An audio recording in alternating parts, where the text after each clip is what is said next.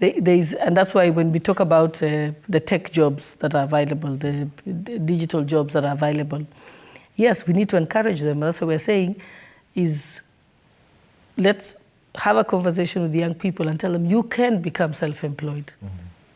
And if you asked me today, mm-hmm. I would tell myself, I wish I had known in the past, when I was younger, that I could actually be self-employed. Mm.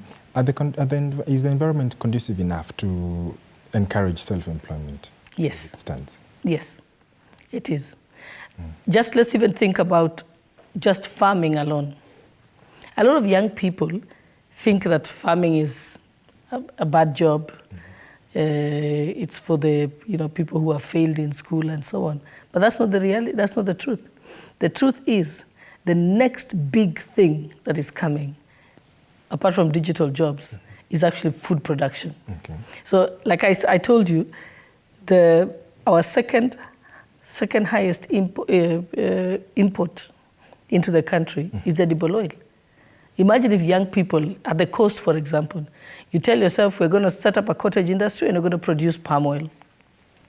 We're going to produce all the products that you see in the shops, mm-hmm. Where we are producing, avocado oil being used for, for hair products and things like that. We can do that.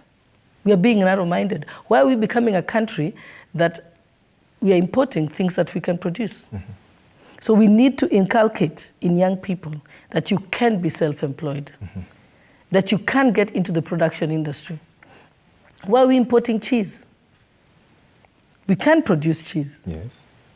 So we need to start thinking outside the box and encouraging young people not only to think about being employed.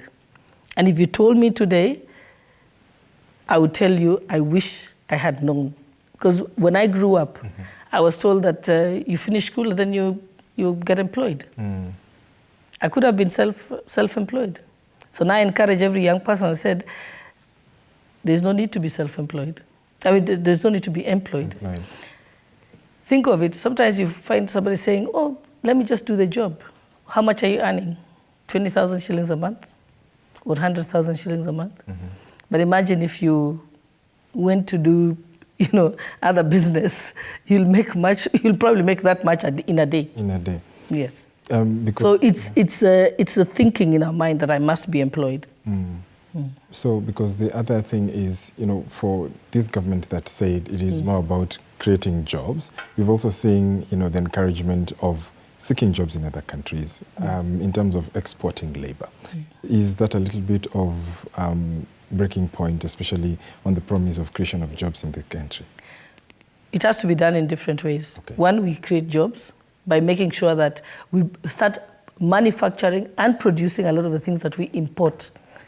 Because when you import something, you're actually hiring people from other countries. Mm. That's what you're doing, actually. You're creating jobs for them. We're not creating jobs for ourselves. So that's one.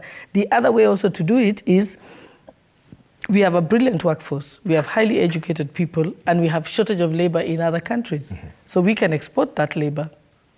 I think the president has signed up with a lot of countries, mm-hmm. with the Silicon Valley, so the jobs can be brought here to Kenya.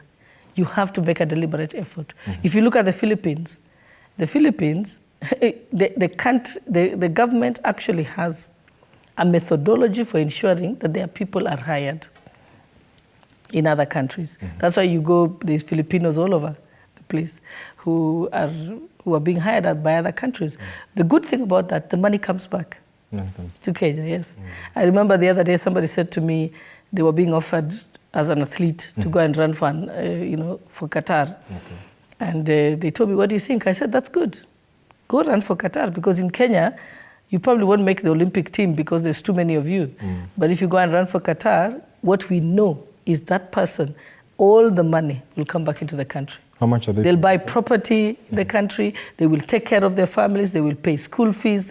So the money all comes back to Kenya. How much are they being offered? A lot of money. A lot of money. And I said to them, you know what? Go for it. Uh-huh.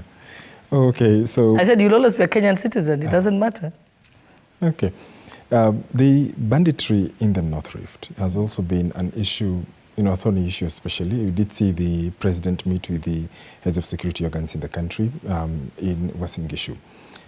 Looking at that specific thorn in the flesh in the north, what should be the solution to this?